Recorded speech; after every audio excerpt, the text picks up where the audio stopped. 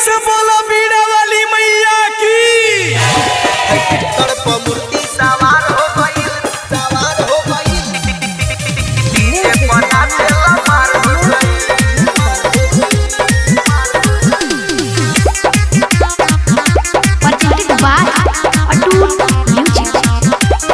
लइकनी सकुलिया के बारे बौराइल, पेनी के सूट बूट सबे बाई हम आइल। है ट्रैक्टर पर मूर्ति सवार हो गईल, देख डीजे पर नाचे लमार हो गईल। है ट्रैक्टर पर मूर्ति सवार हो गईल, देख डीजे पर नाचे लमार हो गईल। है ट्रैक्टर पर मूर्ति सवार हो गईल, सवार हो गईल। डीजे पर नाचे लमार हो गईल।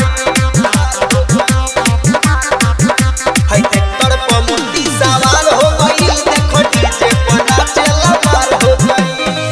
कौनो से कौनो कम ना बुझाला, जवाना के देखो जवान करे खाली हाला। कौनो से कौनो कम ना बुझाला, जवाना के देखो जवान करे खाली हाला। कौनो से कौनो कम ना बुझाला, जवाना के देखो जवान करे खाली हाला।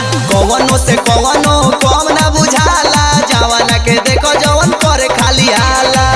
एकनी के मोती में का बा समाइल, सर के सिखावल डिसिप्लिन बा भुलाइल। है ट्रैक्टर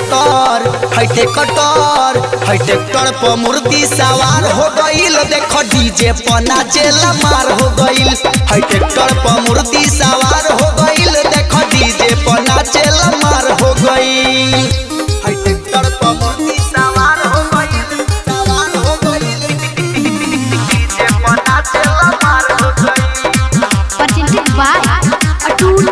है ट्रैक्टर पर मूर्ति सवार हो गईल, देखो डीजे पर नाचे लमार हो गईल। राधे श्याम धोसी वाला वंडा के साथ में राजकुमार पैसा देवे ओकर हाथ में।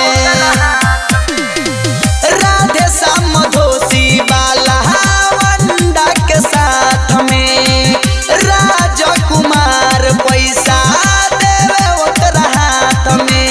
राहुल अमन वाला वंडा के साथ में देवेंद्र निराला पैसा देवे ओकरा हाथ में। राहुल अमन वाला वंडा के साथ में स्वामी मय अकेला पैसा देवे ओकरा हाथ में। राजन रंगीला के बाजताटे गाना, सुनी सुनी लोगावा हई भइल बा दीवाना। है ट्रैक्टर पर मूर्ति सवार हो गईल, देखो डीजे पर नाचे लमार हो गईल। है ट्रैक्टर पर मूर्ति सवार हो गईल, देखो डीजे पर नाचे लमार हो गईल। Atoot music recording studio Birgunj Nepal.